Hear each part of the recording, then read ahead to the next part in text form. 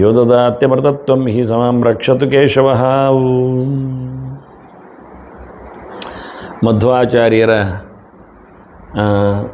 ಚಿಕ್ಕದಾದ ಚೊಕ್ಕದಾದ ಒಂದು ಧರ್ಮಶಾಸ್ತ್ರದ ಕೃತಿಯಾಗಿ ಆಚಾರ ಸಂಹಿತೆಯಾಗಿ ನಮಗೆ ಹೊರಗೆ ಸಿಕ್ಕಿದ ಕೃತಿ ಕೃಷ್ಣಾಮೃತ ಮಹಾರಣಮ.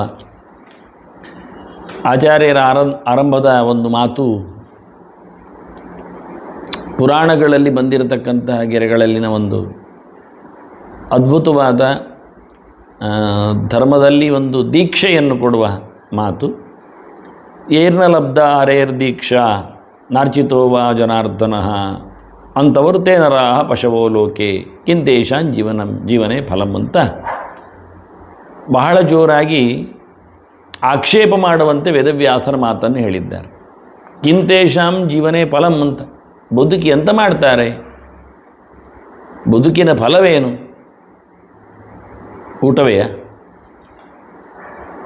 ಊಟವೇ ಫಲವಾದರೆ ಯೋಚನೆ ಮಾಡಿ, ನಾವು ತಯಾರಿಸಿಕೊಂಡು ತಿನ್ನಬೇಕು. ಹಾಗೆ ತಿನ್ನಲಿಕ್ಕೆ ನಮಗೆ ಬರುವುದಿಲ್ಲ. ಹಾಗೆ ತಿಂದರೆ ನಮಗೆ ಜೀರ್ಣವೂ ಆಗುವುದಿಲ್ಲ, ರೋಗಗಳು ಬರ್ತವೆ. ಹಾಗಾದರೆ ತಿನ್ನುವುದಾದರೂ ಒಂದೊಮ್ಮೆ ನಾವು ಬದುಕುವುದು ಅಂತ ಅರ್ಥ ಮಾಡಿಕೊಂಡರೆ ಅದಕ್ಕೆ ನಮ್ಮ ಶ್ರಮ ಉಂಟು ಎನ್ನುವುದು ಸತ್ಯ. ನಾವು ದುಡಿದು ತಿನ್ನುವುದಾಗಿದ್ದರೆ ಪ್ರಯೋಜನ ಏನು? ಅನಾಯಾಸವಾಗಿ ತಿನ್ನಬೇಕು. ಪ್ರಕೃತಿಯಲ್ಲಿ ಬದುಕುವಾಗ ನಾವು ಸುಲಭವಾಗಿ ಬದುಕಿದರೆ ಅದೊಂದು ಅರ್ಥ. ತಿನ್ನಲೋಸುಗ ಬದುಕಾಗಿ ಬದುಕಿ ತಿನ್ನುವುದಾಗಿದ್ದರೆ, ಅದಕ್ಕೋಸ್ಕರ ಕಷ್ಟಪಡುವುದಾಗಿದ್ದರೆ ತರಲಿಕ್ಕೆ ಹೋಗುವುದು, ಒಟ್ಟು ಮಾಡಿ ಇಡುವುದು, ಅದನ್ನು ತಯಾರಿಸಿಕೊಳ್ಳುವುದು, ಅದಕ್ಕೆ ಬೇಕಾಗಿರತಕ್ಕಂಥ ದ್ರವ್ಯಗಳನ್ನು ಸೇರಿಸುವುದು, ಮನೆ ಮಂದಿಯನ್ನು ದುಡಿಸಿಕೊಳ್ಳುವುದು, ಬೇಯಿಸಿಕೊಳ್ಳುವುದು. ಇದಕ್ಕಿಂತ ಆರಾಮವಾಗಿ ಪ್ರಾಣಿಗಳು ಬದುಕುವುದಿಲ್ಲ. ಊಟೋಪಚಾರಗಳಲ್ಲಿ ಅವುಗಳಿಗೆ ಹೇಗೂ ತಿನ್ನಲಿಕ್ಕೆ ಬರ್ತದೆ. ಬೀಜ ತೆಗಿಬೇಕಾಗಿಲ್ಲ, ಸಿಪ್ಪೆ ತೆಗಿಬೇಕಾಗಿಲ್ಲ, ಎಲೆಯೂ ಆಗ್ತದೆ, ಮುಳ್ಳಿದ್ರೂ ನಡೀತದೆ. ಒಂಟೆ ಮುಳ್ಳು ತಿಂತದೆ, ಚೆಂದ ಮಾಡಿ ಕಚ್ಚು. ಇದರಿಂದ ಆಹಾರವೇ ಪ್ರಧಾನ ಆಗಿದ್ದರೆ ಮನುಷ್ಯ ಪ್ರಯೋಜನ ಇಲ್ಲ. ನಿದ್ದೆ ಮಾಡೋದಾಗಿದ್ದರೆ ಎಲ್ಲಿ ನೋಡಿದರಲ್ಲಿ ಬಿದ್ದುಕೊಳ್ತಾವೆ ಪ್ರಾಣಿಗಳು, ನಿದ್ದೆ ಮಾಡ್ತವೆ. ಮನುಷ್ಯನಿಗೆ ಎಲ್ಲಿ ನೋಡಿದರಲ್ಲಿ ಬೀಳಲಿಕ್ಕೆ ಬರುವುದಿಲ್ಲ. ಅವನಿಗೆ ನೆಲ ಸರಿ ಇರಬೇಕು, ಮಳೆ ಬಾರಬಾರ್ದು, ಅವನಿಗೆ ಚಳಿ ಇರಬಾರ್ದು. ಪ್ರಾಣಿಗಳನ್ನು ನೋಡಿ, ಆದ್ದರಿಂದ ಮನುಷ್ಯ ಅದನ್ನು ಗೆಲ್ಲಿಲ್ಲ.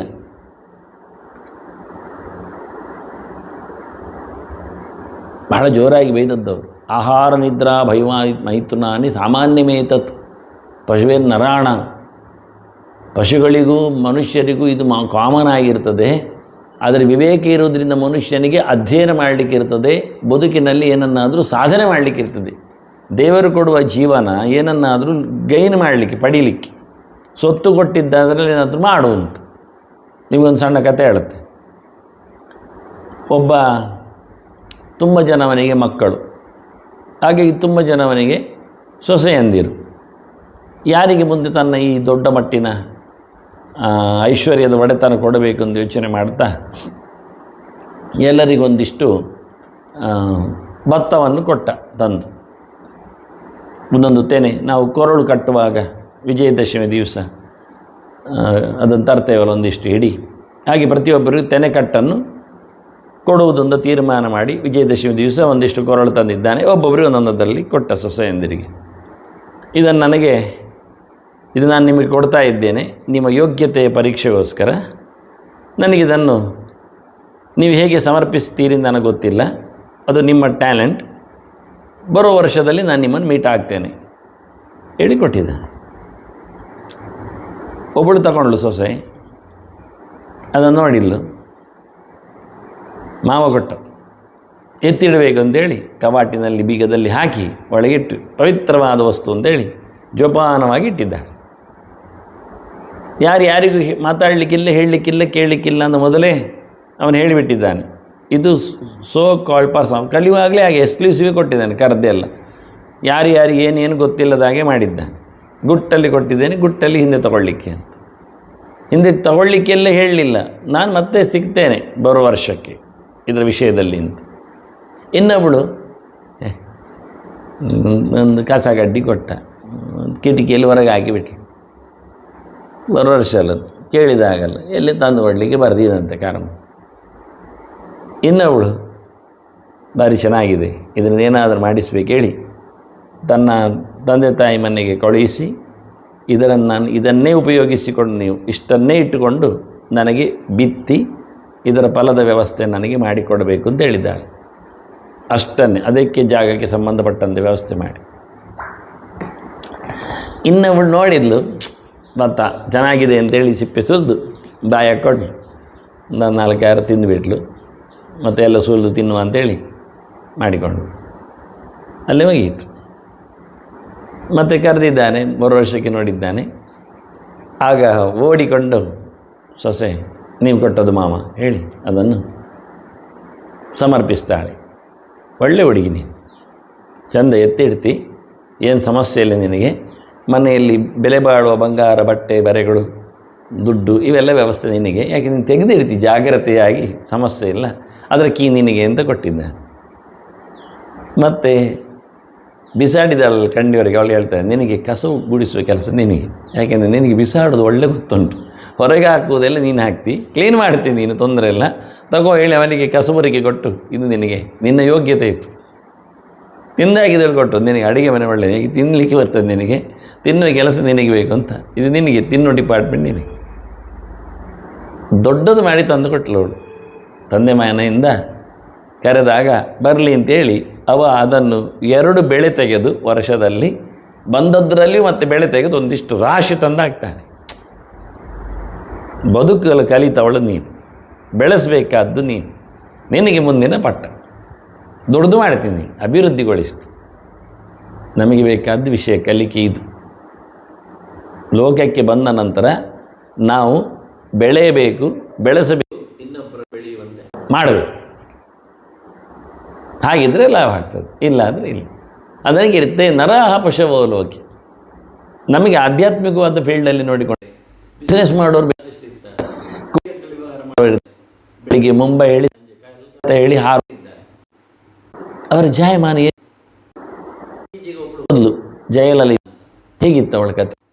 ಕೋಟ್ಯಂತರ ಆಸ್ತಿ, ಎಕರೆಗಟ್ಟಲೆ ಜಾಗ, ಚಪ್ಪಲಿಯೇ 100 ಗಟ್ಟಲೆ 1000 ಗಟ್ಟಲೆ ಏನಿತ್ತು, ಆರ್ನಮೆಂಟ್ಸ್ಗಳು, ಸೀರೆಗಳು, ನಳ್ಳಿ ಬಂಗಾರದ್ದು, ಡೈಮಂಡ್ ಚಪ್ಪಲಿ ಎಲ್ಲ ಈ ನಮೂನೆ.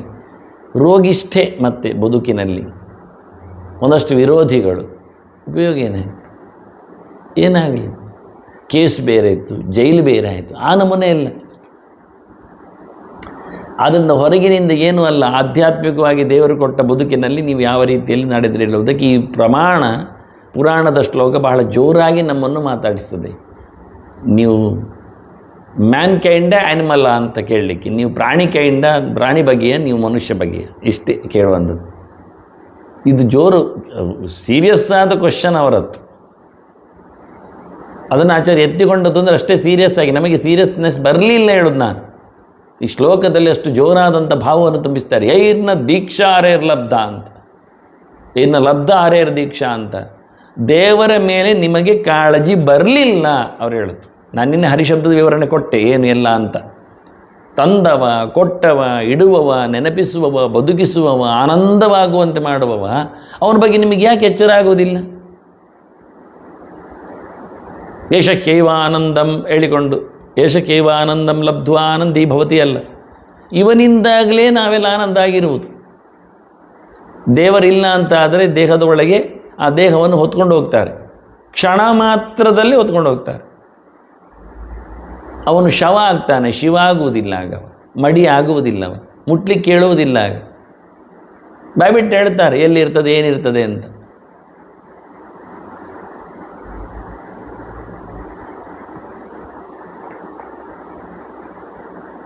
ಭೂಮವು ಧನಾನಿ ಭೂಮವು, ಹಿಂದೆಲ್ಲ ದುಡ್ಡನ್ನು ಹೂತಿಡುವುದು ಕ್ರಮ. ಈಗ ಭೂಮಿಯಲ್ಲಿ ಎಲ್ಲ ನಾವು ಬ್ಯಾಂಕಿನಲ್ಲಿ ಇಡ್ತೇವೆ, ಅಷ್ಟೇ ವ್ಯತ್ಯಾಸ, ಮತ್ತೆಂಥದ್ದು ಇಲ್ಲ. ಪಶವಶ್ಚ ಗೋಷ್ಠೆ, ಅವರು ಸಾಕಿದ ಪ್ರಾಣಿಗಳೆಲ್ಲ ಹಟ್ಟಿಯಲ್ಲಿ ಇರ್ತದೆ. ಭಾರ್ಯ ಗೃಹದ್ವಾರಿ, ಹೆಂಡತಿ ಆದವಳು ಬಾಗಿಲ ಮನೆಯಲ್ಲಿ, ಮನೆ ಬಾಗಿಲ ಪಕ್ಕದಲ್ಲಿ ಬಂದಿರ್ತಾಳೆ. ಮತ್ತು ಹೋಗುವವರು ಜನ ಸ್ಮಶಾನೆ ಅಲ್ಲಿವರೆಗೆ ಬರ್ತಾರೆ. ಅವನ ಕೆಲವರು ಸಾಲ ಕೊಟ್ಟವರು, ಸಾಲ ಪಡೆಯುವವರೆಲ್ಲ ಇರ್ತಾರೆ, ಕೆಲವರೆಲ್ಲ ಬರ್ತಾರೆ, ಎಷ್ಟೋ ಜನ ಸಿಗ್ತಾರೆ. ದೇಹಶ್ಚಿತಾಯಾಮ್, ಇಷ್ಟು ಸಮಯ ಸಾಕ್ತಾ ಇದ್ದ ದೇಹ ಉಂಟಲ್ಲ, ಅದು ಚಿತೆಯಲ್ಲಿ ಇರ್ತದೆ, ಚಟ್ಟದಲ್ಲಿ ಇರ್ತದೆ. ಅವನು ಇಷ್ಟು ಒಟ್ಟು ದುಡ್ಡು ಮಾಡಿದ್ದಾನೆ, ಮನೆ ಮಂದಿಯನ್ನು ಸಾಕಿದ್ದಾನೆ, ಊರು ಮಿತ್ರರನ್ನೆಲ್ಲ ಇಟ್ಟುಕೊಂಡಿದ್ದಾನೆ, ಪ್ರಾಣಿ ಪಕ್ಷಿಗಳನ್ನೆಲ್ಲ ನೋಡಿಕೊಂಡಿದ್ದಾನೆ, ಕೆಲವು ನಾಯಿಗಳು ಇರ್ತವೆ, ಬೆಕ್ಕುಗಳೆಲ್ಲ ಇರ್ತವೆ. ಏನಿಲ್ಲ ಆದರೆ ಅವನದ್ದೇ ಕೊನೆದ್ದೊಂದು ದೇಹ ಅಂತ ಅವನದ್ದೇ ಅದು ಅಲ್ಲಿದೆ. ಪರಲೋಕ ಮಾರ್ಗೆ ಕರ್ಮಾನುಗೋ ಗಚ್ಚತಿ ಜೀವ ಏಕಃ. ಹೋಗುವಾಗ ಯಾರಿಲ್ಲ, ಒಬ್ಬ ಜೀವ ಹೋಗ್ತಾನೆ. ಅವನ ಜೊತೆಯಲ್ಲಿ ಬರುವಂಥದ್ದು ಇದ್ರೆ ಅವನು ಮಾಡಿದ ಕರ್ಮ ಒಳಿತೋ ಕೆಡುಕು.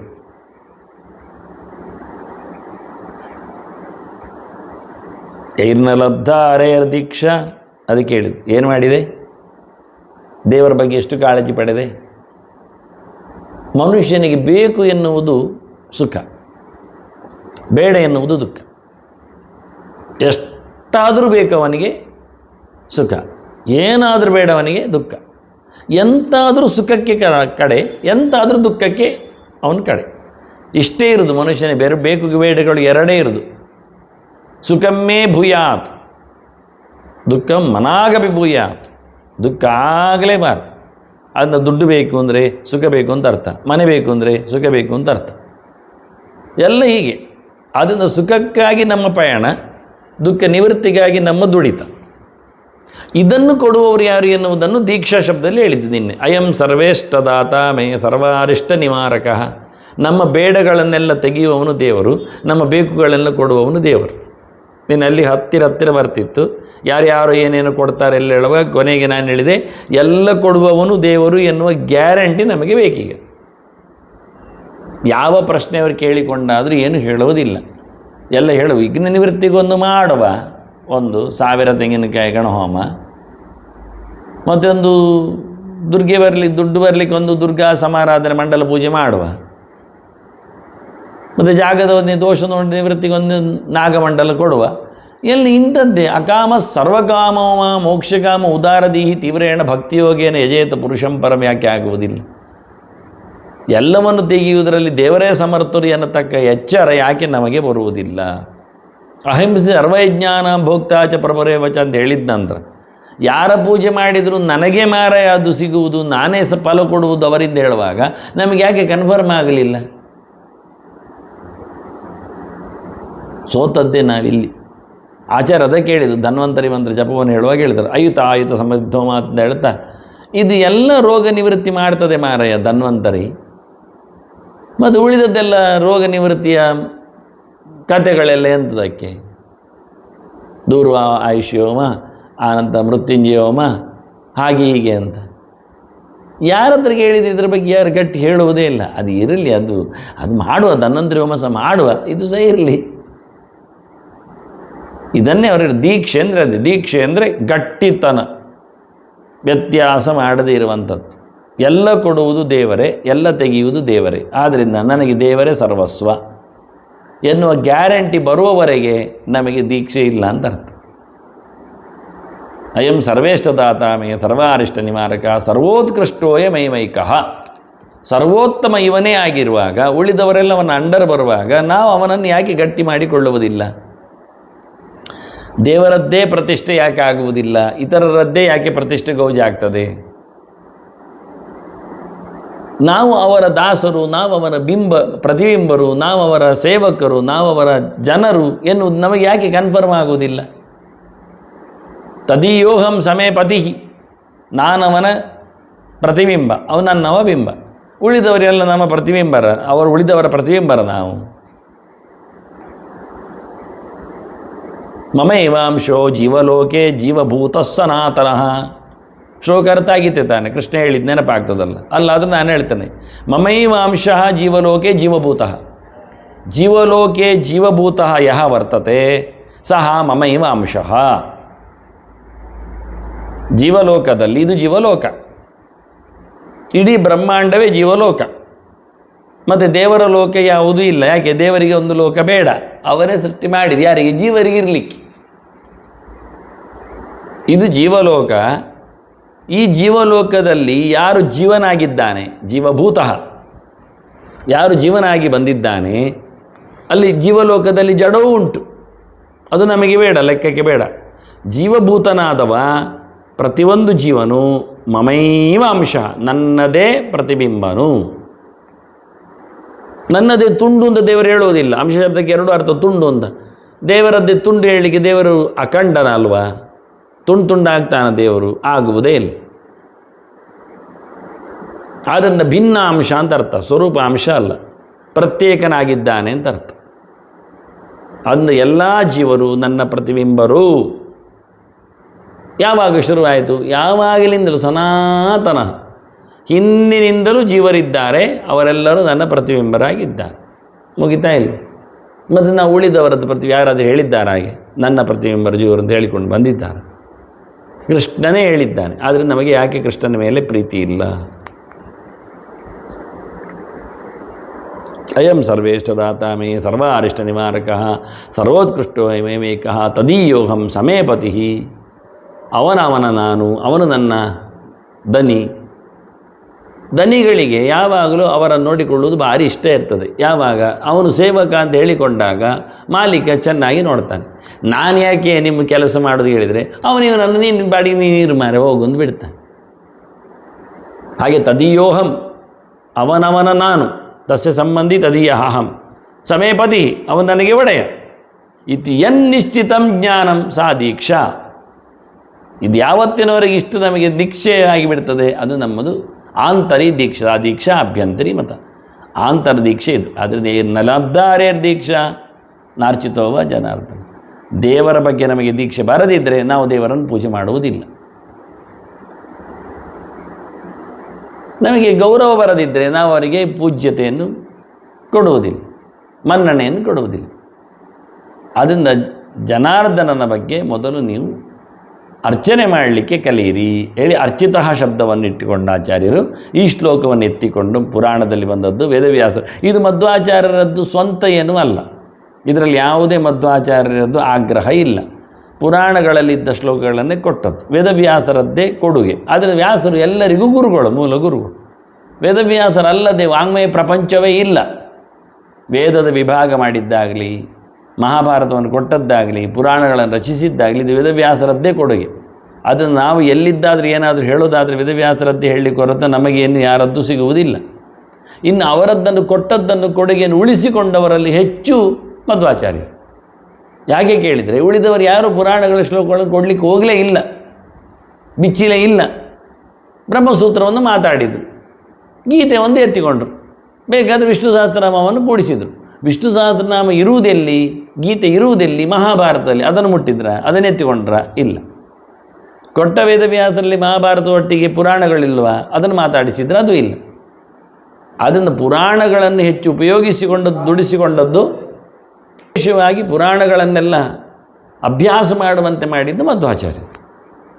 ಒಂದಕ್ಕೊಂದು ಪೂರಕವಾದ ವಿಷಯಗಳನ್ನು ಕೂಡಿಸಿ ತಪ್ಪಿಲ್ಲದಂತೆ ತೋರಿಸಿ ನಿರ್ಣಯವನ್ನು ಕೊಟ್ಟದ್ದು ಅವರೊಬ್ಬರೇ. ಹಾಗಾಗಿ ನಮಗೆ ಪುರಾಣ ವೇದವ್ಯಾಸರ ಮೇಲೆ ಪ್ರಾಮಾಣಿಕವಾಗಿ ಏನು ಬೇಕು ಮಾನವನ್ನು ಸಂಪಾದನೆ ಮಾಡಿದವರು, ಅಂದರೆ ಸ್ಥಾನಮಾನವನ್ನು ಕಲ್ಪಿಸಿದವರು. ಹಾಗಾಗಿ ನಮಗೆ ಮಧ್ವಾಚಾರ್ಯರಲ್ಲಿ ಯಾಕೆ ಅಂದರೆ ಯಾವುದೋ ಒಂದು ರೀತಿಯಾದ ಆಗ್ರಹದಿಂದ ಅಲ್ಲ, ಒಬ್ಬ ಜನರಲ್ ಆಗಿದ್ದುಕೊಂಡು ನೋಡುವವನಾದರೆ, ಈ ಹೊರಗಿನಿಂದ ಹುಟ್ಟಿ ಬಂದವನು ನೋಡಿಕೊಡೋದು, ಒಬ್ಬ ಕ್ರೈಸ್ತ ಅಂತ ಇಟ್ಕೊಳ್ಳಿ, ಒಬ್ಬ ಮುಸ್ಲಿಮ್ ಅಂತ ಇಟ್ಕೊಳ್ಳಿ, ಬೇಕಾದರೆ ನೋಡಲಿಕ್ಕೆ ಹೋದರೆ ಅವನ ವಿಷಯದಲ್ಲಿಯೂ ಕ್ರಿಶ್ಚಿಯಾನಿಟಿ ಎನ್ನುವುದು ಬಂದದ್ದು 2000 ವರ್ಷಕ್ಕೆ, ಇಸ್ಲಾಂ ಎನ್ನುವುದು 2000 ವರ್ಷಕ್ಕೆ. ಅದಕ್ಕಿಂತ ಹಿಂದಿನ ಚಿಂತನೆಗಳನ್ನು ಯೋಚನೆ ಮಾಡಿದರೆ ಅವನಿಗೆ ಅರ್ಥ ಆಗ್ತದಾಗ, ಓ ಇದು ನಮ್ಮದು ಏನೂ ಅಲ್ಲ, ಇದು ಪ್ರಾಚೀನವಾದದ್ದು, ಇದು ಸಬ್ಜೆಕ್ಟ್, ಇದರ ಮೇಲೆ ಚಿಂತನೆ ಮಾಡಿದವರು ಯಾರಿದ್ದಾರೆ ನೋಡಿಕೊಂಡಾಗ ಕ್ಲಿಯರಾಗಿ ಹೇಳುತ್ತಾನೆ. ಇದನ್ನೆಲ್ಲ ಉಪಯೋಗಿಸಿಕೊಂಡವರು ಏಕವಾಕ್ಯದ ಏಕಸೂತ್ರತೆ, ಒಂದಕ್ಕೊಂದು ವಿರೋಧ ಇಲ್ಲ. ಆದ್ದರಿಂದ ಅವರು ಈ ಮಧ್ವಾಚಾರ್ಯರು ವೇದವ್ಯಾಸರು ಈ ಒಂದು ಶ್ಲೋಕವನ್ನು ಎತ್ತಿಕೊಂಡು ದೇವರ ಪೂಜೆ ಮಾಡಬೇಕು ಅಂತ ಗಟ್ಟಿ ಹೇಳ್ತಾರೆ. ಸರಿಯಾಗಿ ಮಾಡಬೇಕು, ಚೆನ್ನಾಗಿ ನಡೆಸಬೇಕು, ಅದನ್ನು ಹೇಳಿಕೊಡ್ತಾರೆ. ನಾರ್ಚಿತೋವ ಜನಾರ್ದನ. ಇಲ್ಲಿ ನಾನು ಹೇಳಬೇಕಾದ ಯಾವುದಿನ್ನು ತೇ ನರಾಹ ಪಶವೋ ಲೋಕೆ ಕಿಂ ತೇಷಾಂ ಜೀವನೇ ಫಲಂ. ಏನು ವಿಶೇಷಾಂಶಗಳು ಇಲ್ಲ ಸಂಸ್ಕೃತ ಶಬ್ದಗಳ ಚಿಂತನೆಯಲ್ಲಿ. ಯೈರ್ನ ನಿನ್ನೆ ಹೇಳಿದ್ದೇನೆ ಅದನ್ನು ವಿಸರ್ಗ ಸಂಧಿ. ಏರ್ನ ಲಬ್ಧ ಹರೇರ್ ದೀಕ್ಷಾ. ಇಲ್ಲಿ ದೀಕ್ಷಾ ಶಬ್ದ ಸ್ತ್ರೀಲಿಂಗದಲ್ಲಿ ಉಂಟು. ಅದನ್ನು ಲಬ್ಧ ಎನ್ನತಕ್ಕಂತಹ ಕ್ರಿಯಾ ಸೂಚಕವಾದ ಪದವನ್ನು ಸ್ತ್ರೀಲಿಂಗದಲ್ಲಿ ತಂದಿದ್ದಾರೆ. ಇದು ನಮಗೆ ವಿಶೇಷಗಳಿಗಿರತಕ್ಕಂಥ ಸಮಾನ ಭಾವವನ್ನು ಬರಬೇಕು ಹೇಳ್ತಕ್ಕಂಥ ಹಿಂದಿನ ಚಿಂತನೆ ಬಂದಿದೆ, ಅರ್ಥ ಆಗಿದೆ. ಆದರೆ ಇಲ್ಲಿ ಲಬ್ಧ ಎನ್ನುವುದು ಏನು ಕೇಳಿದರೆ ದುಲಭಶ್ ಪ್ರಾಪ್ತವು ಅಂತ ಧಾತು, ಪ್ರಾಪ್ತ್ಯರ್ಥದಲ್ಲಿ ಇರತಕ್ಕಂಥ ಧಾತು, ಲಾಭ ಅಂತ ಅರ್ಥ. ಲಾಭ ಎನ್ನುವ ಶಬ್ದದಲ್ಲಿ ತಪ್ರತ್ಯಯ ಬಂದಿದೆ, ಇಲ್ಲಿ ಗಮನಿಸಬೇಕಾದ ಧಾತು. ಅರ್ಚಿತ ಎನ್ನುವಲ್ಲಿ ತಪ್ರತ್ಯಯ ಬಂತು, ಕಾಣುತ್ತದೆ ತಾ ಅಂತ. ಕಥಿತ ಶ್ರುತ ಎಲ್ಲ ಇಲ್ಲಿ ಕಾಣುವುದಿಲ್ಲ. ಲಬ್ಧಾತವಿಗೆ ತಪ್ರತ್ಯಯ ಬಂದದ್ದು ರೂಪ ನಿಷ್ಪತ್ತಿ ಆದಾಗ ಲಬ್ಧ ಅಂತ ಆಯಿತು. ಇಂಥದ್ದು ಕೆಲವೊಮ್ಮೆ ಆಗ್ತದೆ, ಅಕ್ಷರಗಳ ಚೇಂಜ್ ಆಗುವುದು ಇರ್ತದೆ, ಅದನ್ನು ತಿಳ್ಕೊಳ್ಬೇಕಾಗ್ತದೆ, ಗಮನಿಸಬೇಕು. ಆದ್ದರಿಂದ ಇದನ್ನು ಸ್ತ್ರೀಲಿಂಗದಲ್ಲಿ ತಂದಿದ್ದಾರೆ ಇಲ್ಲಿ. ಯಾಕೆ? ದೀಕ್ಷಾ ಶಬ್ದ ಸ್ತ್ರೀಲಿಂಗದಲ್ಲಿ ಉಂಟು. ನಾವೊಂದೊಮ್ಮೆ ದುಡ್ಡು ಸಿಕ್ಕಿದರೆ ಧನಂ ಲಬ್ಧಂ ಅಂತೇವೆ, ನಪುಂಸಕಲಿಂಗದಿಂದ ಹೇಳ್ತೇವೆ ನಾವು. ಇನ್ನೇನದು ಪುಲ್ಲಿಂಗದ ಶಬ್ದ ಹಾಕಿಕೊಂಡ್ರೆ ಏನಾದರೂ ಇದ್ದರೆ ಮಾರ್ಗ, ಯಾವುದು ಹುಡುಕ್ತಾ ಇದ್ದೇವೆ ನಮಗೆ ಸಿಗಲಿಲ್ಲ, ಮಠಕ್ಕೆ ಹೋಗುವ ದಾರಿ ಸಿಕ್ಕಿದಾದರೆ ಮಾರ್ಗ ಲಬ್ಧ ಸಿಕ್ಕಿತು ಅಂತೆ. ಪುಲ್ಲಿಂಗದಲ್ಲಿ ಬಂದಾಗ ಲಬ್ಧ ಶಬ್ದವನ್ನು ಪುಲ್ಲಿಂಗಕ್ಕೆ ತರ್ತೇವೆ. ಇಲ್ಲಿ ದೀಕ್ಷಾ ಲಬ್ಧ. ಯೈರ್ನ ಲಬ್ಧ ಹರೇರ್ ದೀಕ್ಷಾ. ಹರೇರ್ ದೀಕ್ಷೆ ಎನ್ನುವಲ್ಲಿಯೂ ವಿಸರ್ಗ ಸಂಧಿ. ಹರೇಹಿ ದೀಕ್ಷಾ ಹರೇರ್ ದೀಕ್ಷಾ. ಅರ ಬರ್ತದೆ, ರೇಪ ಬರ್ತದೆ. ಇದನ್ನೆಲ್ಲ ಚಿಂತನೆ ಅನೇಕ ಪ್ರಕಾರದ ಯೈರ್ನ ಇದ್ದಾಗೆ ಹರೇರ್ ದೀಕ್ಷಾ ಅದು ಆಯಿತು. ನಾರ್ಚಿತ ಅತ್ಯಂತ ಸುಲಭವಾದ ಒಂದು ಸಂಧಿ ಇಲ್ಲಿ, ನಾ ಮತ್ತು ಅರ್ಚಿತ ಅಂತ. ನಾ ಅಂದರೆ ಅಕಾರ ಕೇಳ್ತದೆ ಕೊನೆಯಲ್ಲಿ, ಆ ಎದುರಿದೆ. ಇದು ಸವರ್ಣ ದೀರ್ಘ ಸಂಧಿ ಅಂತ. ಸಮಾನ ವರ್ಣಗಳು ಎದುರು ಬದುರು ಒಂದೇ ಅಕ್ಷರಗಳು ಬಂದರೆ ದೀರ್ಘ ಆಗ್ತದೆ, ಅದನ್ನು ಸವರ್ಣ ದೀರ್ಘ ಸಂಧಿ. ಸವರ್ಣ ಅಂದರೆ ಸಮಾನ ವರ್ಣ, ವರ್ಣ ಅಂದರೆ ಅಕ್ಷರ. ನಾ ಎನ್ನುವಲ್ಲಿ ಅಕಾರ ಉಂಟು, ಅರ್ಚಿತ ಎನ್ನುವಲ್ಲಿ ಅಕಾರ ಉಂಟು, ಸಮಾನವಾದ ಅಕ್ಷರ ಬಂತು, ಆಯಿತು. ನಾರ್ಚಿತ. ಎಲ್ಲ ಕಡೆಯಲ್ಲಿ ನೋಡಿ, ಈ ಕಾರಕ್ಕೆ ಈ ಕಾರ ಬಂದರೆ ಈ ಆಗ್ತದೆ, ಊ ಬಂದರೆ ಊ ಆಗ್ತದೆ. ಹೀಗೆ ದೀರ್ಘ ಸಂಧಿಯನ್ನು ಚಿಂತನೆ ಮಾಡಲಿಕ್ಕೆ ನಾರ್ಚಿತ. ನಾರ್ಚಿತೋ ವಾ, ಅಲ್ಲಿ ವಿಸರ್ಗ ಉಂಟು. ವಾ ಎನ್ನುವುದು ಅವ್ಯಯಂ ಅಥವಾ ಅಂತ ಅರ್ಥದಲ್ಲಿ ವಾ ಬರ್ತದೆ. ಖಾಲಿ ವಾವನ್ನು ಹೇಳಿ ಅಥ ಹೇಳಲಿಕ್ಕೆ ಆಗ್ತದೆ, ವಾ ಹೇಳಬೇಕಾಗ್ತದೆ, ವಾ ಹೇಳಲಿಕ್ಕೂ ಬರ್ತದೆ ಖಾಲಿ. ನಾರ್ಚಿತೋ ವಾ ಜನಾರ್ದನ. ಜನ ಅರ್ಧನ. ಇಲ್ಲಿಯೂ ಹಾಗೆ ಜನ ಮತ್ತು ಅರ್ಧನ ಎರಡು ಶಬ್ದಗಳುಂಟು. ಎರಡು ಶಬ್ದಗಳಿಗೆ ಸಂಧಿ ಮಾಡುವಾಗ ಅಕಾರ ಇರೋದ್ರಿಂದ ಸಮಾನ ಸವರ್ಣ ದೀರ್ಘ ಸಂಧಿ ಆಯಿತು. ಇನ್ನು ವಿಗ್ರಹ ಮಾಡುವಾಗ ಈ ಎರಡು ಶಬ್ದಗಳಿಗೆ ಹೇಗೆ ಸಂಬಂಧ ಬಂದಿದೆ ಎನ್ನುವುದು ವಿಗ್ರಹ ವಾಕ್ಯದ ಅರ್ಥ. ವಿಗ್ರಹ ಮಾಡುವು ಅಂತ ಹೇಳಿದರೆ ಎರಡು ಪದಗಳು ಹೇಗೆ ಕೂಡಿವೆ, ಆ ಎರಡಕ್ಕೆ ಇನ್ನೊಂದು ಪದವು ಕೂಡಿರ್ಬೋದು ಮತ್ತು ಕೂಡಿರ್ಬೋದು. ಆದ್ದರಿಂದ ಯಾವ ಪ್ರಕಾರದಲ್ಲಿ ಶಬ್ದಗಳು ಜೋಡಣೆಗೊಂಡಿವೆ ಅಂತ ಅರ್ಥಕ್ಕೆ ಪ್ರಕಾರವಾಗಿ ನಾವು ಮಾಡುವಂಥದ್ದಕ್ಕೆ ವಿಗ್ರಹ ವಾಕ್ಯ ಹೇಳ್ತಾರೆ. ಸಮಾಸ ಅಂತಾರೆ, ಸಮಾಸ ಅಂದ್ರೆ ಒಟ್ಟು ಮಾಡುವಂಥದ್ದು. ಇಲ್ಲಿ ವಿಗ್ರಹ ಹೇಗೆ ಮಾಡೋದು ವ್ಯವಸ್ಥೆ ಕೇಳಿದರೆ, ಜನಾರ್ದನ ಎನ್ನುವುದು ಜನರನ್ನು ಹಿಂಸಿಸುತ್ತಾನೆ. ಅರ್ಧ ಹಿಂಸಾಯಾಮ್ ಧಾತು, ಹಿಂಸಿಸುವವನು, ಜನರ ಹಿಂಸಕ ಅಂತ ಅರ್ಥ ಮಾಡಿದರೆ ಜನಾನಾಂ ಅರ್ಧನಃ, ಅಥವಾ ಜನರನ್ನು ಹಿಂಸಿಸುವವನು ಮಾಡಿದರೆ ಜನಾನ್ ಅರ್ಧಯತಿ ಇತಿ ಜನಾರ್ದನಃ ಅಂತ ಎರಡು ಪ್ರಕಾರದಲ್ಲಿ ಮಾಡ್ಬೋದು. ಇದು ಒಂದು ಅರ್ಥ. ಜನರನ್ನು ಹಿಂಸಿಸ್ತಾನೆ ದೇವರು ಹೇಳಿದರೆ ಅದು ದೇವರಿಗೆ ಒಳ್ಳೆಯದು ಹೇಳಿದಾಗ ಆಯಿತಾ? ಅದಕ್ಕೆ ಕ್ರಮ ಏನು ಕೇಳಿದರೆ, ಸಂಬಂಧಪಟ್ಟ ವಿಷಯವನ್ನು ಅರ್ಥ ಮಾಡಿಕೊಳ್ಳಿಕ್ಕೆ ಅಂತ ಕ್ರಮ. ವಾಸ್ತವವಾಗಿ ಇದ್ದದ್ದೆಲ್ಲ ಹೇಳುವುದಲ್ಲ. ಅವರು ಕುಡಿಯುತ್ತಾರೆ ಹೇಳಿದರೆ ಅಂತ ಹೇಳೋದು ಅರ್ಥ. ಅವರು ಕುಡಿಯುತ್ತಾರೆ ಅಂತ ಹೇಳಿದರೆ ನಾವು ಕುಡಿಯಬಾರದು ಏನುಂಟು ಅದನ್ನು ಕುಡಿಯುತ್ತಾರೆ ಎನ್ನುವ ಅರ್ಥದಲ್ಲೇ ಹೇಳಿದ್ದೇವೆ ನಾವು. ಅದನ್ನು ನಾವು ಹೇಳ್ತೇವೆ. ಮಕ್ಕಳು ಯಾರು ಆಗಲಿ ದೊಡ್ಡವರಾಗಲಿ ಚಾಲನೆಯಲ್ಲಿರುವಾಗ ಕುಡಿಯಬಾರದು ಬರಿತಾರೋ. ಆಗೇನರ್ಥ? ಯಾವುದನ್ನು ಕುಡಿದರೆ ಮನುಷ್ಯ ತನ್ನ ಸ್ಥಿಮಿತವನ್ನು ಕಳ್ಕೊಳ್ತಾನೋ, ಆರೋಗ್ಯವನ್ನು ಕೆಡಿಸಿಕೊಳ್ತಾನೋ ಅಂಥದ್ದನ್ನು ತಿನ್ನಬಾರದು, ಕುಡಿಯಬಾರದು ಅಂತ ಅರ್ಥ. ಹಾಗೆ ಜನರನ್ನು ಕೊಲ್ಲುತ್ತಾನೆ, ಜನರನ್ನು ಹಿಂಸಿಸುತ್ತಾನೆ, ಜನರನ್ನು ಮುಗಿಸುತ್ತಾನೆ ಅಂತ ಹೇಳಿದರೆ ಯಾರು ಜನರು ದುಷ್ಟರಿದ್ದಾರೋ, ಹಾಳಿದ್ದಾರೋ, ಯಾರು ಇದ್ದರೆ ಲೋಕಕ್ಕೆ ಕಂಟಕ ಆಗ್ತದೋ ಅವರನ್ನು ಅಂತ ಅರ್ಥ. ಪ್ರಕರಣಕ್ಕೆ ಅರ್ಥ ಮಾಡಿಕೊಳ್ಳಿಕ್ಕೆ ಅದರಿಂದ ಜನಾನ್ ಅಂದರೆ ದುಷ್ಟ ಜನಾನ್ ಇತ್ಯೇವ ಅರ್ಥ, ನತು ಸಜ್ಜನಾನ್, ಒಳ್ಳೆಯವರನ್ನಲ್ಲ. ಇದು ಮುಖ್ಯವಾದ ವಿಷಯ. ಅದನ್ನ ಜನಾನ್ ಅರ್ಧಯತಿ ಅಂತ ಹೇಳಿದರೆ ಎಲ್ಲರನ್ನು ಹಿಂಸಿಸುತ್ತಾನೆ ದೇವರು ಅಂತ ಅರ್ಥ ಮಾಡುವುದಲ್ಲ. ಯಾರು ದೀಕ್ಷೆಯನ್ನು ಪಡೆಯುವುದಿಲ್ಲ, ಯಾರು ದೇವರ ಪೂಜೆ ಮಾಡುವುದಿಲ್ಲ ಅವರನ್ನು ಹಿಂಸಿಸುವವನು. ಬೇಡ ಆದರೆ ಇನ್ನೂ ಒಂದು ಅರ್ಥ ಉಂಟು. ನಾವು ಬಹುವಚನ ಮಾಡಿದ್ದು ಜನಾನ್ ಅಂತ, ಏಕವಚನ ಮಾಡಿದರೆ ಜನಂ ಅರ್ಧಯತ್. ಜನಂ ಅಂದರೆ ಜನನಂ ಅಂತ ಅರ್ಥ, ಹುಟ್ಟನ್ನು ಕೊನೆಗೊಳಿಸುತ್ತಾನೆ. ಜನಶಬ್ದಕ್ಕೆ ಹುಟ್ಟು ಅಂತೆನ್ನುವುದು ಜನಿ ಪ್ರಾದುರ್ಭಾವ ಅರ್ಥದಲ್ಲಿ, ಆದ್ದರಿಂದ ಜನಿಂ, ಜನಿ ಹುಟ್ಟೆ, ಜನಿಂ ಅರ್ಧಯತಿ ಇತಿ ಜನಾರ್ದನಃ. ಅದು ಜನಂ ಇದ್ದದ್ದು ಹೋಗಿ ಜನಿಂ ಯಾಕೆ ಆಯಿತು ಕೇಳಿದರೆ ಅದು ಒಂದು ಹುಟ್ಟಲ್ಲ, ಪೂರ ಹುಟ್ಟುಗಳು ಇನ್ನೊಮ್ಮೆ ಹುಟ್ಟಿ ಬರದಂತೆ ಮಾಡುವ ಗುಟ್ಟು.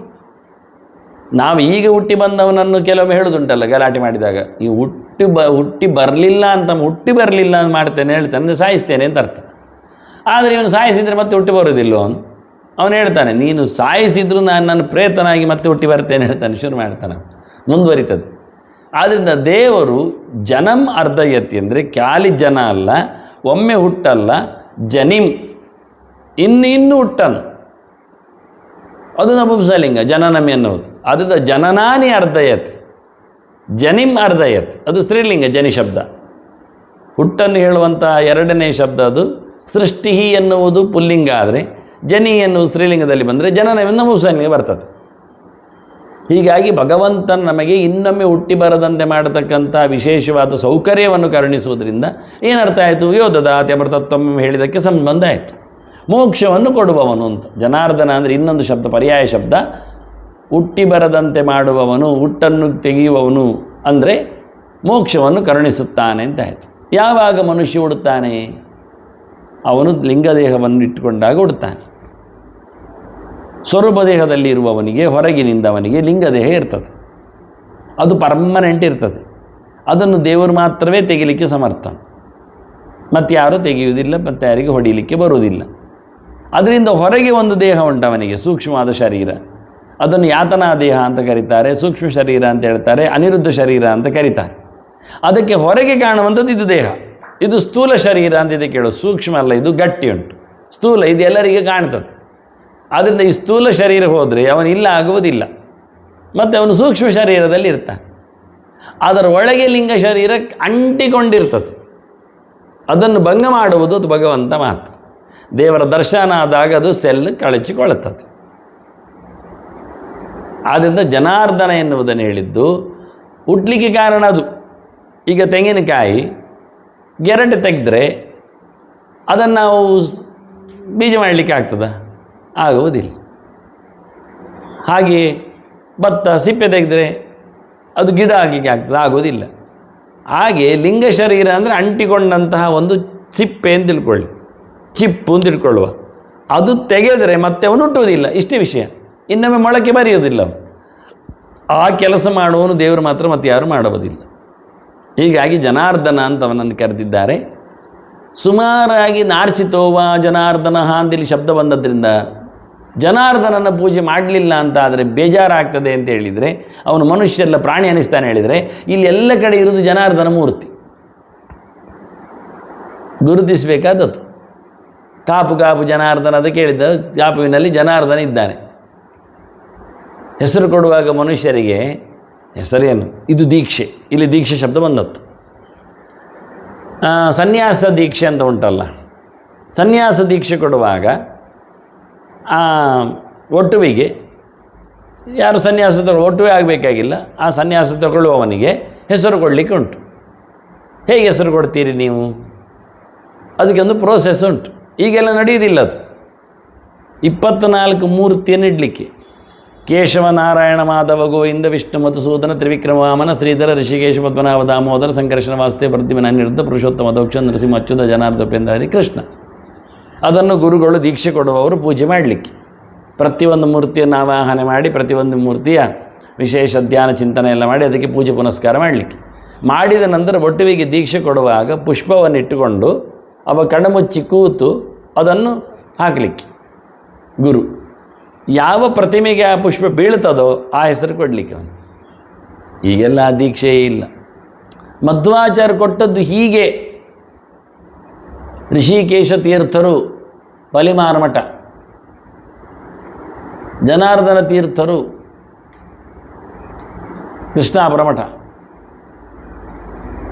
ನರಹರಿ ತೀರ್ಥರು ನರಸಿಂಹ ತೀರ್ಥರದು ಅದು ಮಾರಮಠ, ಉಪೇಂದ್ರ ತೀರ್ಥರು ಗುತ್ತಿಗೆ ಮಠ. ನೋಡಿಕೊಳ್ಳುವ ರೀತಿ ಅಧೋಕ್ಷಜ ತೀರ್ಥರು ಪೇಜಾವರ ಮಠ. ಅದರಲ್ಲಿ ರಾಮತೀರ್ಥರು ಒಂದುಂಟು, ಇಲ್ಲಿ ಬರಲಿಲ್ಲ ಅಂದರೆ ದಶಾವತಾರ ರೂಪವನ್ನು ಪೂಜೆ ಮಾಡಿದ್ದಾರೆ ಅಂತ ಅರ್ಥ. ಅವರು ವಿಷ್ಣು ತೀರ್ಥರು ಇಲ್ಲೇ ಉಂಟು, ಇವತ್ತಿನ ಸೌದೆ ಮಠ. ಕಾಣೀರ ಮಠದ ರಾಮತೀರ್ಥರು, ಅದು ದಶಾವತಾರದಲ್ಲಿ ಬಂದಿರಬೇಕು. ಹೇಗೆ ಮತ್ತು ನೋಡಿ, ಇವರಿಗೆ ಅದು ಗೊತ್ತೇ ಇಲ್ಲ. ಈಗೇನು ಮಾಡ್ತಾರೆ, ಒಂದೇ ಹೆಸರು ಬರುವಾಗಿ ಸೀದಾ ಆದರೆ ಸು ಇಟ್ಕೊಳ್ತಾರೆ, ಇಂದ್ರ ಆದರೆ ಇಂದ್ರ ಇಟ್ಕೊಳ್ತಾರೆ, ಇಲ್ಲಾದರೆ ಲಕ್ಷ್ಮಿ ಇಟ್ಕೊಳ್ತಾರೆ, ಒಂದು ವಿ ಇಟ್ಕೊಳ್ತಾರೆ, ವಿದ್ಯೆ ಆದರೆ ವಿದ್ಯೆ ಇಟ್ಕೊಳ್ತಾರೆ. ಇಲ್ಲವೇ ಇಲ್ಲ, ಗೊತ್ತೇ ಇಲ್ಲ. ಅದಕ್ಕೆ ಹೇಳಿದ ನಾನು, ಈ ಒಂದು ದೀಕ್ಷಾ ವಿಧಾನವೇ ಇವತ್ತು ತಪ್ಪಿದೆ. ಉತ್ತರಾದಿ ಮಠದಲ್ಲಿ 24 ಮೂರ್ತಿ ಉಂಟು, ಯೂಸೇಜ್ ಗೊತ್ತಿಲ್ಲ, ಒಂದು ಪೆಟ್ಟಿಗೆಯಲ್ಲಿ ಇಟ್ಟಿದ್ದಾರೆ, ಪೂಜೆ ಮಾಡಿ, ಅದಕ್ಕೆ ಇರುವುದದು.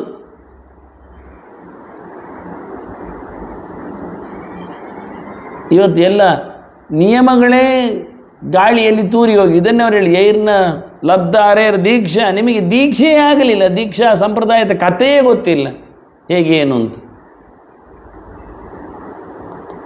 ಆಚಾರ್ಯ ತಂತ್ರಸಾರದಲ್ಲಿ ಯಾವಾಗ ಹೇಳ್ತಾರೆ, ನ್ಯಾಸದ ವಿಷಯಗಳು ಹೇಳ್ತಾರೆ. ಶಿಷ್ಯೇ ಮಾಹಾತ್ಮ್ಯಕೃತ್ ಪ್ರವೇತ್ ಅಂತಾರೆ. ಇದು ಪ್ರತಿಮಾಯಾಮ್ ಸನ್ನಿಧಿಕೃತ್, ಪ್ರತಿಮೆಯಲ್ಲಿ ನ್ಯಾಸ ಮಾಡುವಾಗ ಸನ್ನಿಧಾನ ಆಗ್ತದೆ, ಶಿಷ್ಯನಲ್ಲಿ ನ್ಯಾಸ ಮಾಡಿದರೆ ಅವನಲ್ಲಿ ಮಹಿಮೆ ಉಂಟಾಗ್ತದೆ ಅಂತಾರೆ. ಯಾವ ಶಿಷ್ಯನಲ್ಲಿ ಮುಟ್ಟಿಕೊಂಡು ಗುರುಗಳು ನ್ಯಾಸ ಮಾಡ್ತಾರೆ, ತತ್ವನ್ಯಾಸ ಮಾಡ್ತಾರೆ. ಅದಕ್ಕೆ ನಾವೇ ಮಾಡಿಕೊಳ್ಬೇಕು ತತ್ವನ್ಯಾಸ. ಎಲ್ಲಿ ಯಾವ ದೇವರು ಎಲ್ಲಿ ಕೂತಿದ್ದಾರೆ ಅಂತ ಹೇಳಿಕೊಂಡು ಬೆಳಿಗ್ಗೆದ್ದು ಮಾಡಿಕೊಂಡು ಮತ್ತೆ ಎಲ್ಲ ಕ್ರಿಯೆ ಶುರು ಮಾಡಲಿಕ್ಕೆ. ಮೊದಲ ಪಾಠ ಎಲ್ಲ ಅದು ಹಿಂದೆ, ಇವತ್ತದೆಲ್ಲ ಪಾಠ ತಪ್ಪಿ ಹೋಗಿತ್ತು. ದೇಹದಲ್ಲಿ ದೇವರನ್ನು ದೇವತೆಗಳನ್ನೆಲ್ಲ ಆವಾಹಿಸಿಕೊಂಡು ಮುಂದೆ ಪ್ರಯಾಣ. ತುಂಬ ಅದಕ್ಕೆ ಹೇಳಿದ್ದು ಅರ್ಚಿತೋವ ಜನಾರ್ದನ ಮೂರ್ತಿ ಉಪಾಸನೆ. ಆದ್ದರಿಂದ ಇಲ್ಲೆಲ್ಲ ಯಾವುದೆಲ್ಲ ಮೂರ್ತಿಗಳಿರದೆ ನೋಡಿ, ಇಲ್ಲಿ ಅಂಬಲ್ಪಾಡಿ ಜನಾರ್ದನ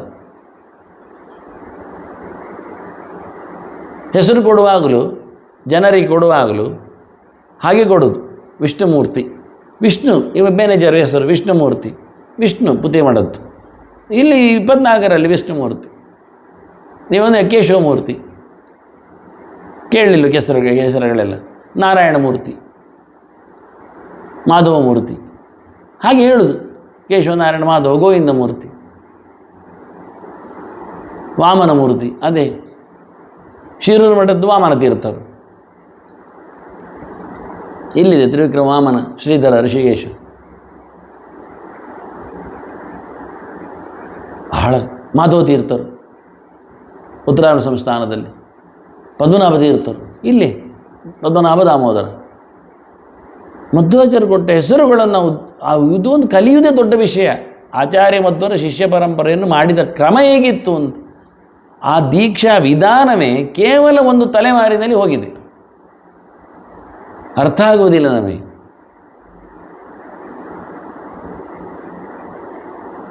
ಆ ಮೂರ್ತಿಗಳಾಗಲಿ ಚಿಂತನೆ, ದೇವಕೋಷ್ಟಲ ಎಲ್ಲ ನಮ್ಮ ದೇವಸ್ಥಾನಗಳಲ್ಲಿ ಇರುವುದು ಹೀಗೆ. ಅದನ್ನು ಮೂರ್ತಿ ಅಂದರೆ ವಿಗ್ರಹ, ಅವನ ವಿಗ್ರಹ ಅಂತ ಹೇಳಿ ಮೂರ್ತಿ ಕರೆಯುವುದು, ಆ ವ್ಯಕ್ತಿಗಳನ್ನು ಹಾಗೆ ಕರೆಯುವುದು. ಶ್ರೀಧರ ಮೂರ್ತಿ, ಪದ್ಮನಾಭ ಮೂರ್ತಿ, ದಾಮೋದರ ಮೂರ್ತಿ ಎಲ್ಲಿ ಲೋಕದಲ್ಲಿ ಭಾಳ ಕಮ್ಮಿ ಉಂಟು. ಕೆಲವು ವಾಸುದೇವ ಮೂರ್ತಿ ಉಂಟು, ನರಸಿಂಹಮೂರ್ತಿಯವರು ಸುಮಾರು ಉಂಟದು. ಕೃಷ್ಣಮೂರ್ತಿ ಗೊತ್ತಾಗ ನಾವು ಹೇಳಿದಾಗ ಅರ್ಥ ಆಗ ಕೃಷ್ಣಮೂರ್ತಿ ಅಂದರೆ ಕೃಷ್ಣ ಹೆಸರು ಕೃಷ್ಣ ಹರಿ ಕೃಷ್ಣ ಕನ್ನಿದ್ ಚಕ್ರಶಂಖ ಗದಾಪದ್ಮವನ್ನು ಹಿಡಿದ ಲೆಕ್ಕಾಚಾರದಲ್ಲಿ ಇವೆಲ್ಲ ವ್ಯತ್ಯಾಸ ಆಗ್ತದೆ, ಅದೆಲ್ಲ ಗೊತ್ತುಂಟು. ಅದು ಬೇಕೇ. 24 ಮೂರ್ತಿಗಳು, ಗಾಯತ್ರಿ 24 ಅಕ್ಷರದ ಪ್ರತಿಪಾದ್ಯಗಳು, ಅರ್ಥವೇ ಆಗಿರಬೇಕು, ನಮಗೆ ಗೊತ್ತೇ ಇರಬೇಕು. ಅದನ್ನು ನೋಡ್ತಾ ಹೋದರೆ ಆ ಚಕ್ರಶಂಖಗಳನ್ನು ಹಿಡಿದ ರೀತಿ ನೋಡಿದರೆ ಈ ಮೂರ್ತಿಗಳೆಲ್ಲ ಜನಾರ್ದನ ಮೂರ್ತಿಗಳೇ. ನೋಡಿ ಇದರಲ್ಲಿ ಪುನರೂರಲ್ಲಿ, ಸಿಮಂತೂರಲ್ಲಿ ಎಲ್ಲ ಜನಾರ್ದನ ಮೂರ್ತಿಗಳು. ಕೆಲವು ಕಡೆಯಲ್ಲಿ ವಿಷ್ಣುಮೂರ್ತಿ ಅಂತ ಕರೀತಾರೆ, ಅದು ಹಲವರು ವಿಷ್ಣುಮೂರ್ತಿ ಅಂತ. ಅದು ಅವರಿಗೆ ವಿಷ್ಣುವಿನ ಮೂರ್ತಿ ಇಷ್ಟೇ ಕಾನ್ಸೆಪ್ಟ್. ಅದು ಸರಿ ನೋಡಿದರೆ ಚಕ್ರಶಂಖ ಲೆಕ್ಕಾಚಾರ ಮಾಡಿ ನೋಡಿ ಅದು ಜನಾರ್ದನ, ಅವರಿಗೆ ಅದು ಗೊತ್ತಿಲ್ಲ. ಅದು ವಿಷ್ಣುವಿನ, ಅದು ದೇವರ ಮೂರ್ತಿ ಹೇಳೋದು. ವಿಷ್ಣು ಶಬ್ದಕ್ಕೆ ದೇವರೊಂದು ಅರ್ಥ ಉಂಟು, ವಿಷ್ಣು ಅಂದರೆ 24ರಲ್ಲಿ ಒಂದೊಂದು ಅರ್ಥ ಉಂಟು. ಇದನ್ನು ಹುಡುಕ್ತಾ ಬಂದರೆ ಕೇಶವ, ಚೆನ್ನಕೇಶವ ಇದ್ದಾನೆ, ಅವನು ಕೇಶವ ಮೂರ್ತಿ, ಅವನು ಚಕ್ರಶಂಖದ ಹಾಗೆ ಉಂಟು, ಕೇಶವ ಹಿಡಿದು ಹಾಗೆ ಉಂಟು. ನಾವು ಗುರುತಿಸಬೇಕು, ಇದನ್ನು ಬರೀಬೇಕು. ಅವರು ತಪ್ಪು ಹೇಳಿದ್ದಲ್ಲ, ಹಾಗಲ್ಲ ಇದು ಹೀಗೆ ಮೂರ್ತಿಯಿಂದ. ಚಕ್ರಶಂಖ ಗದಾಪದ್ಮವನ್ನು ಹಿಡಿದ ರೀತಿಯನ್ನು ನೋಡಿಕೊಂಡು ಯಾವ ಮೂರ್ತಿ ಅಂತ ನಾನು ಚಿತ್ರ ಎಲ್ಲ ಕೊಟ್ಟಿದ್ದೇನಲ್ಲ, ಮೂರ್ತಿ ಸಮೀಕ್ಷಾ ಅಂತಲೇ ಮಾಡಿದ್ದೇನೆ. ಯಾವುದು ಅಂತ ಹೇಳಲಿಕ್ಕೆ ಆಗ್ತದೆ, ಅಲ್ಲಿ ಹೋಗಿ ಹೇಳಬೇಕೆ ದೇವಸ್ಥಾನಗಳಲ್ಲಿ ಎಲ್ಲೆಲ್ಲ ದೇವರ ಮೂರ್ತಿಗಳುಂಟೋ ಅಲ್ಲಿ ಎಲ್ಲ ಯಾವುದು ಹೆಸರು ಅಂತ ಅವರಿಗೆ ತಿಳಿಸ್ಬೇಕು. 24ರಲ್ಲಿ ಕನ್ಫ್ಯೂಸ್ ಆಗಿಬಿಟ್ಟಿದೆ ಅವರಿಗೆ. ಇದು ದೀಕ್ಷೆ, ಇದು ಜನಾರ್ದನ ಹೇಳಿದ್ದು ಅದರಲ್ಲಿ ವಿಶೇಷವಾದದ್ದು. ಇದಿಷ್ಟು ದೀಕ್ಷೆಯ ಬಗ್ಗೆ, ಜನಾರ್ದನ ಬಗ್ಗೆ ಆಚಾರ್ಯರ ಮೊದಲ ಮಾತು. ವೇದವ್ಯಾಸರು ಎತ್ತಿಕೊಂಡ ಪುರಾಣದ ಮೊದಲ ಗೆರೆ ಕೃಷ್ಣಾಮೃತ ಮಾರಣಮದಲ್ಲಿ ಒಂದು ದೃಷ್ಟಿಯಿಂದ. ಮುಂದಿನ ಗೆರೆ ಇನ್ನೂ ಜೋರಾಗಿ ಉಂಟು. ಸಂಸಾರೇಸ್ವಿನ್ ಮಹಾಘೋರೆ ಜನ್ಮರೋಗ ಭಯಾಕುಲೆ. ಅತಿ ವಿಚಿತ್ರವಾದಂತಹ ಸನ್ನಿವೇಶವನ್ನು ಉಲ್ಲೇಖ ಮಾಡ್ತಾರೆ. ಸಂಸಾರೇ ಅಸ್ಮಿನ್. ಸಂಸಾರ ಅಂದ್ರೇನು? ಸಂಸರಣ, ಅಲ್ಲಿಯೂ ಸಮುಪಸರ್ಗ ಉಂಟು, ಸಿರುಧಾತು ಉಂಟು, ಅಥವಾ ಸಾರ ಅಂತ ಇಟ್ಕೊಳ್ಳಿ ನಮಗೇನು.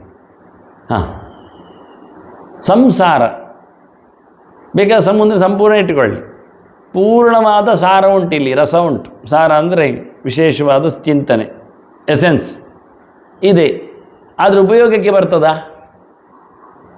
ಯಾರಿಗೆ ಆಗ್ತದೆ? ಯಾರಿಗೆ ಸಂಪೂರ್ಣ ತನ ಉಂಟು ಅವರಿಗೆ ಆಗ್ತದೆ. ಏನು ತಿಂದರೂ ಕರಗುವವನಿದ್ದರೆ ಅವನು ತಿನ್ನುವುದರಲ್ಲಿ ಅರ್ಥ ಉಂಟು. ತಿನ್ನಲಿಕ್ಕೆ ಏನೋ ಉಂಟು, ನಾವು ಹೇಳೋದುಂಟಲ್ಲ, ಅಲ್ಲಿದ್ದಾಗ ಕಡಲೆ ಇಲ್ಲ ಅಂತ, ಕಡಲೆ ಇದ್ದಾಗ ಅಲ್ಲಿಲ್ಲ ಅಂತ. ಹಾಗೆ ನಾವು ತಿನ್ನಬೇಕು ಅಂತ ಹೊರಟಾಗ ದುಡಿತೇವೆ, ದುಡಿದು ದುಡ್ಡೆಲ್ಲ ಒಟ್ಟು ಮಾಡಿದಾಗ ತಿನ್ನಲಿಕ್ಕೆ ಕೂತ್ಕೊಳ್ತೇವೆ. ಆಗ ಡಾಕ್ಟ್ರ್ ಹೇಳ್ತಾರೆ ಅದೆಲ್ಲ ತಿನ್ನಬೇಡ, ಇದೆಲ್ಲ ನೋಡಬೇಡ, ಇದನ್ನು ಮುಟ್ಟಬೇಡ ಅಂತ. ಕೆಲವನ್ನು ನೋಡಿದರೆ ಅವನಿಗೆ ರೋಗ ಬರ್ತದೆ, ಅವನಿಗೆ ಇದು ಎಂಥದ್ದು ಕುಂಬಾರರಿಗೆ ಶುರುವಾಗ್ತದೆ, ಅವನ ದರ್ಶನ ಬರ್ತದೆ. ಮತ್ತು ಕೆಲವು ಮುಟ್ಟಿದರೆ ಕೆಲವರಿಗೆ ಆಗೋದಿಲ್ಲ, ಎಲರ್ಜಿ ಶುರುವಾಗ್ತದೆ. ತಿಂದರೆ ಅಂತೂ ಕೇಳುವುದೇ ಬೇಡ. ದರ್ಶನಾತ್ ಪರ್ಶನಾಚಾಭಿ ಮತ್ತು ಭೋಜನಾತ್. ಮನುಷ್ಯ ನೋಡಿ ಮುಟ್ಟಿ ತಿಂದೆ. ಇನ್ನು ಜೋರಿಯನ್ನು ರೋಗ ಕೇಳಿದರೆ ಶ್ರವಣಾದ್ವಾ ಅಂತ, ಚಿರೋಟಿ ಇವನಿಗೆ ರೋಗ ಬಂದಾಯಿತು. ಶಬ್ದ ಕೇಳಿದ ತಕ್ಷಣ ಇನ್ನು ಮುಂದೆ ಹಾಗೆ ಆಗ್ತದೆ. ಕೇಳಿದ ತಕ್ಷಣ ನೋಡಬೇಕಾಗಿಲ್ಲ, ಮುಟ್ಟಬೇಕಾಗಿಲ್ಲ, ಹೆಸರು ಕೇಳಿದ ತಕ್ಷಣ ರೋಗ ಬರುವಂಥ ರೀತಿಯಲ್ಲಿ ಮನುಷ್ಯ ಅಷ್ಟು ಹಾಳಾಗಿದ್ದಾನೆ. ಅದು ಸಂಸಾರ ಹೇಳಲಿಕ್ಕೆ ಸಮ. ಇಲ್ಲಿ ಎಲ್ಲ ಬೇಕಾದಷ್ಟು ಸಾರವತ್ತಾದ ಭೂಮಿಗಳನ್ನ ನೋಡಿದ್ನಲ್ಲ, ಏನು ಅರ್ಥವೇ ಆಗುವುದಿಲ್ಲ, ಹೆಜ್ಜೆ ಹೆಜ್ಜೆಗೆ ಅರ್ಥ ಆಗುವುದಿಲ್ಲ. ಏನು ದೊಡ್ಡ ಭವ್ಯವಾದ ಬೆಟ್ಟಗಳು, ಗುಡ್ಡಗಳು, ಇದೇನು? ನಮಗೆ ಇದರ ಲಾಭವೇನು? ಅಥವಾ ನಾವು ಅದರಿಂದ ಏನು ಲಾಭ ಪಡೆದವು? ನನಗದು ಪ್ರಶ್ನೆ ಆಗಿ ಉಳಿಯಿತು. ಈ ಸೃಷ್ಟಿಯ ವೈಭವದಲ್ಲಿ ನಮಗೇನು ದೇವರು ಕೊಟ್ಟದ್ದು? ನಾವೇನು ಪಡೆದದ್ದು? ಸಂಸಾರ ಎಷ್ಟು ಇದೆ ಇಲ್ಲಿ, ಎಂಥದ್ದು ನಮಗಲ್ಲ. ಇಡೀ ಪ್ರಪಂಚವೇ ಭಗವಂತ ನಮಗಾಗಿ ಜೀವರಿಗೆ ಕೊಟ್ಟಿದ್ದಾನೆ. ನಾವು ಉಪಯೋಗ ಮಾಡಿಕೊಂಡದ್ದು 1% ಇಲ್ಲ ಇಲ್ಲಿ. ನೋಡಿ, ಸಮುದ್ರ ಇತ್ತ ಪೂರ ದೊಡ್ಡ ಸಮುದ್ರವೇ. ನೀವೇನು ತಗೊಂಡ್ರಿ? ಎಲ್ಲಿ ಹೇಳಿ ಯಾರಾದರೂ? ಅದು ಮೀನುಗಾರರ ಬೆಳೆ ಅಲ್ಲಿದೆ, ತಿಂತಾರೆ ಹಾಗೆ ಹೀಗೆ ಅಂತ ಅಷ್ಟೇ. ಇಡೀ ಜಗತ್ತು ಅಲ್ಲಿ ಒಂದು ಮಾತ್ರ ತಿಂದು ಹೋಗ್ತದ? ತಿನ್ನುವುದರಲ್ಲೇ ಬದುಕಾಯ್ತವನದ್ದು. ಮೀನು ತಿನ್ನದೆ ಬದುಕೇ ಇಲ್ಲವ? ಇರಲಿಯಪ್ಪ, ಸಮುದ್ರದಲ್ಲಿ ಮೀನು ಮಾತ್ರ ಸಿಗುವುದಾ? ಮುತ್ತು ರತ್ನಗಳಿವೆ. ಯಾರು ಪಾಡಿದ್ರು? ಯಾರು ಹಾಕ್ಕೊಂಡ್ರು? ಯಾರು ತಲೆ ಕೊರಳಿಲ್ಲ ಆದರೂ ಮುತ್ತು ರತ್ನಗಳ? ನಾವು ಕೋಸ್ಟಲ್ ಲೈನಲ್ಲೇ ಇದ್ದೇವೆ, ಕರಾವಳಿ ಬೆಲ್ಟಲ್ಲೇ ಇದ್ದೇವೆ. ನಮ್ಮ ಕುತ್ತಿಗೆಯಲ್ಲಿ ಯಾರಾದರೂ ಅದು ಮುತ್ತುಗಳು ಹೊಳಿತಾವ? ಸಮುದ್ರದಲ್ಲಿ ಸಿಗತಕ್ಕ ಏಕೈಕ ಬಹಳ ಅದ್ಭುತವಾದ ವಿಷಯ ಮುತ್ತು, ಮೀನಿನ ಚಿಪ್ಪುಗಳು. ಮಾಡಿದರೆ ಬೆಳೆಸಿಕೊಂಡ್ರೆ ಪ್ರತಿಯೊಬ್ಬರು ಹಾಕ್ಕೊಳ್ಳಿ ಕೊರಳಿನಲ್ಲಿ ಒಂದೊಂದು ಮುತ್ತಿನ ಹಾರ. ಯಾಕೆ ನಾವು ಸಮುದ್ರ ಬದಿಯಲ್ಲಿದ್ದೇವೆ ತೋರಿಸುವ. ಸಮುದ್ರದಲ್ಲಿ ಹವಳಗಳು ಸಿಗ್ತವೆ, ಬಳ್ಳಿ ಹವಳ ಭಾಳ ಚೆನ್ನಾಗಿರ್ತದೆ. ಬೇರೆ ಕತ್ತರಿಸಿಕೊಂಡು ಆಗಲಿ ಬರ್ತದೆ, ಹಾಕಿಕೊಂಡವ. ಸಮುದ್ರ ಕಲ್ಲುಗಳು ಸಿಗ್ತವೆ, ಕಲರ್ ಎಂಥದೂ ಇಲ್ಲ ನಮಗೆ, ಏನಿಲ್ಲ. ಅಷ್ಟು ದೊಡ್ಡ ಸಮುದ್ರ ಇದೆ. ನಮ್ಮ ತಲೆಮಾರಿನವರು 800-100 ಜನರೆಲ್ಲ ಬಂದಿರ್ಬೋದು, ಏನು ಸಂಗ್ರಹ ಮಾಡಲಿಲ್ಲ, ಕೊಟ್ಟದ್ದು ಇಲ್ಲ. ಒಬ್ಬೊಬ್ಬ ಒಂದೊಂದು ಮುತ್ತು ತೆಗೆದ್ರು ಒಂದೊಂದು ಮನೆತನದವರು 100 ತಲೆಮಾರಿನವರಾಗಿದ್ದರೆ ಒಂದೊಂದು ಮನೆಯಲ್ಲಿ 100 ಉಳಿತಿತ್ತು ಹಾಕೊಂಡು. ಎಲ್ಲಿ ಉಂಟು, ಏನುಂಟು, ಹೇಗುಂಟು, ಎಷ್ಟುಂಟು? ಅಷ್ಟೆಲ್ಲ ಉಪ್ಪುಗಳನ್ನು ನಾವು ತಿಂದು ಬದುಕಲಿಕ್ಕೆ ಸಾಧ್ಯ ಉಂಟ? ನಾನು ಹೇಳೋದು ಅದನ್ನು ನಾವು ಪ್ರಕೃತಿಯೊಟ್ಟಿಗೆ ಬದುಕಬೇಕು ಹೇಳುವುದಾಗಿದ್ದರೆ ಸಮುದ್ರದ ನೀರು ಕುಡಿದು ಬದುಕಬೇಕಿತ್ತು. ನಾವು ಪ್ರಕೃತಿ ಜೊತೆಯಲ್ಲಿ ಬದುಕುವುದಾಗಿದ್ದರೆ ನಮಗಾಗುವುದಿಲ್ಲ. ಅದರ ಸಂಸಾರ ಎನ್ನುವುದು ಸತ್ಯ. ದೊಡ್ಡ ಮಟ್ಟಿನ ಸಮುದ್ರದ ಹಾಗೆ ನಾವು ಜಗತ್ತು ಕೊಟ್ಟಿದ್ದಾರೆ ದೇವರು. ಜೀವ ಇರುವುದು ಬಹಳ ಕಡಿಮೆ. ಎಷ್ಟು ಮರಗಳು ಮಾರಾಯರೆ, ಎಷ್ಟು ಹಣ್ಣುಗಳು ಒಂದೊಂದು ಮರದಲ್ಲಿ. ಪ್ರಾಣಿಗಳು ಕಮ್ಮಿ, ಪಕ್ಷಿಗಳು ಕಮ್ಮಿ ನೋಡಲಿಕ್ಕೆ ಹೋದರೆ. ನಾವು ತಿನ್ನುವುದಿಲ್ಲ ಬಿಡಿ, ಜನರಿಗೆ ಅದು ಬೇಡ. ಎಷ್ಟು ಎತ್ತರ, ಅಷ್ಟು ಎತ್ತರ ಹತ್ತುವವರಿಲ್ಲ. ಜನರು ಬಿಡಿ, ಹಕ್ಕಿಗಳು ಹೋಗುವುದಿಲ್ಲ, ಪ್ರಾಣಿಗಳು ಇಲ್ಲ. ಅಷ್ಟು ದೊಡ್ಡ ಕಾಡಿದೆ, ಪ್ರಾಣಿಗಳು ಕಡಿಮೆ. ಅಷ್ಟು ದೊಡ್ಡ ಮರ ಇದೆ, ಅಷ್ಟು ಹಣ್ಣುಗಳಿವೆ, ತಿನ್ನುವವರು ಕಡಿಮೆ, ಹಾಳಾಗುವುದು ಜಾಸ್ತಿ. ಇದು ದೇವರ ಕೊಡುಗೆಯನ್ನು ಉಪಯೋಗಿಸಿದೆ. ಅದು ಸಂಸಾರ ನಮಗೆ ಅನುಭವಿಸಲಿಕ್ಕೆ ನಮ್ಮಲ್ಲಿ ಯೋಗ್ಯತೆ ಇಲ್ಲ. ಯಾಕೆ ಹೇಳಿದ್ರು? ಆ ಸಂಸಾರೇಸ್ಮಿನ್ ಮಹಾಘೋರೆ ಜನ್ಮ ರೋಗ ಭಯಾಕುಲೆ. ಇದು ಮಹಾಘೋರ. ಯಾಕೆ ಅಂದರೆ ಶಬ್ದದಲ್ಲಿ ಇದು ಘೋರ ಭಯ. ಯಾಕೆಂದರೆ ದೊಡ್ಡ ಜನ್ಮ, ಹುಟ್ಟಿ ಬಂದ ಅಂದರೆ ದೊಡ್ಡ ಮಾತು ಬರ್ತದೆ. ಮಧ್ವಾಚಾರ್ಯ ಕೇಳಿದರೆ ಆಮ್ರಂ ಬಾಲ್ಯೇಪಿ ಪತತಿ ಅಂತಾರೆ. ಕೆಲವರು ಕುಕ್ಕಿನ ಹಾಗೆ, ಕುಕ್ಕು ಅಂದರೆ ಮಾವಿನ ಹಾಗೆ. ಮಾವು ಅಂತ ಕೇಳಿದರೆ, ಮಾವು ಮರದಲ್ಲಿ ಹೂ ಬಿಡ್ತದೆ, ಲಕ್ಷಗಟ್ಟಲೆ ಹೂ. ಆದರೆ ಅದರಲ್ಲಿ ಮಿಡಿಯ ಆಗುವುದು 1000 ಗಟ್ಟಲೆ ಮಾತ್ರ, ಎಲ್ಲ ಉದುರುತ್ತದೆ.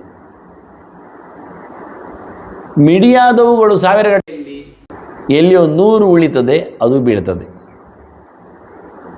ಆ ದೊಡ್ಡದಾದ ಸೈಜಿನಲ್ಲಿಯೂ ಮತ್ತು ಎಲ್ಲಿಯಾದರೂ ಹಣ್ಣಾಗುವುದು ಮತ್ತೊಂದು 10-20 ಮಾತ್ರ.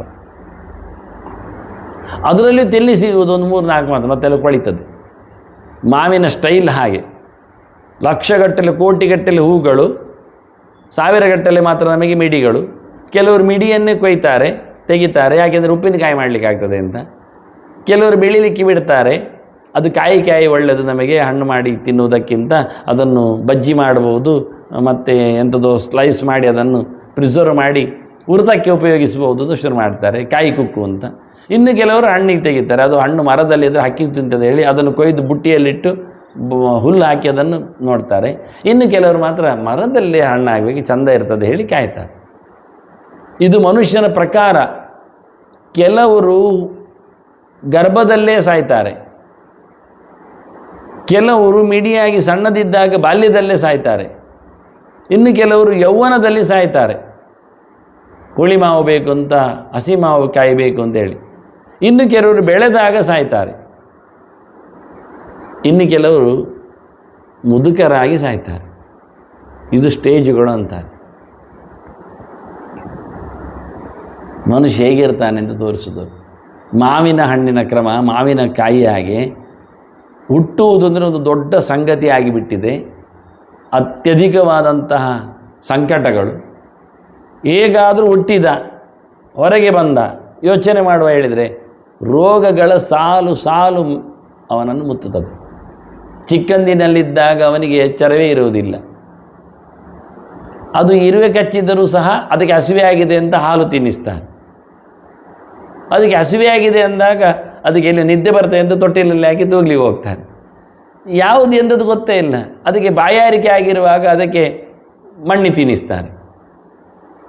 ಅದಕ್ಕೆ ಹಸಿವು ಬೇಕೆಂದಾಗ ನೀರು ಕುಡಿಸ್ತಾರೆ. ಅದಕ್ಕೆ ಭಾಷೆ ಬರುವುದಿಲ್ಲ, ಇವರಿಗೂ ಭಾಷೆ ಬರುವುದಿಲ್ಲ. ಮಕ್ಕಳಿದ್ದಾಗ ಕಂಪ್ಲೀಟ್ ಅಸ್ವಾತಂತ್ರ್ಯ, ರೋಗಗಳ ಕೊಂಪೆ. ಬೆಳೆದ ನಂತರ ನಮ್ಮ ಆಹಾರ ವಿಹಾರಗಳಲ್ಲಿ ನಾವೇ ರೋಗಗಳನ್ನು ಸೃಷ್ಟಿ ಮಾಡಿಕೊಳ್ಳುತ್ತೇವೆ, ಆಹ್ವಾನಿಸಿಕೊಳ್ಳುತ್ತೇವೆ. ಇಲ್ಲದರೆ ಎಲ್ಲಿಯಾದರೂ ಎಚ್ಚರ ಇದ್ದವ ಎಚ್ಚರದಲ್ಲಿ ನಡೀತಾನೆ ಹೇಳಿದರೆ ರೋಗ ಭಯ ಅಂತೂ ಉಂಟವನಿಗೆ. ನಾವು ಹೇಗೆ ಬೇಕಾದರೂ ಆಗಿರಲಿಕ್ಕೆ ಆಗುವುದಿಲ್ಲ. ನಾವು 24 ಗಂಟೆ ದುಡಿಯುವ, ನಾವೇ ಹೇಳ್ತೇವೆ ಬೇಡ ಮಾರೆ, ನಾಳೆ ಎಲ್ಲಿಯಾದರೂ ಮಲಗಿಬಿಟ್ರೆ ಒಂದು ವಾರ ನೋಡಿ, ಸಿಕ್ಕಿದ್ದಾಗಿ ತಿನ್ನುವ, ಬೇಡ ಮಾರೆ ಎಲ್ಲಿಯಾದರೂ ಜ್ವರ ಬಂದರೆ ಕಾಯಿಸು ಬೇಯಿಸು, ಏನಾಯ್ತು ಈಗ ಬೇಯಿಸೋದೇ ಬೇಡ, ಎಲ್ಲ ಇದ್ದಾಗಿದ್ದಾಗಿ ತಿಂದು ಬಿಡುವ, ಎಲ್ಲ ಒಟ್ಟು ಮಾಡಿ ತಿನ್ನುವ, ಹಾಗೆ ಹೀಗೆ ಯಾಕೆ. ಆದ್ದರಿಂದ ಜನ್ಮ ಭಯ, ರೋಗ ಭಯ ಅಂಥದ್ದು ಸಂಸಾರ ಅಂತ ಚಿಂತನೆ ಮಾಡಿದ್ದಾರೆ. ಈ ಭಯದ ಬಗ್ಗೆ ಇನ್ನೂ ಒಂದು ದೊಡ್ಡವಾದ ಚಿಂತನೆಗಳು ನಮ್ಮ ಬದುಕಿನಲ್ಲಿ ಹೇಗೆ ಬಂದಿವೆ ಎನ್ನುವುದನ್ನು ಮತ್ತೆ ಸೇರಿದಾಗ ಯೋಚನೆ ಮಾಡುವ. ವಂದನೆಗಳೊಂದಿಗೆ ಶ್ರೀಕೃಷ್ಣ ಅರ್ಪಣಮಸ್ತು. ನಾರಾಯಣ ನಾರಾಯಣ.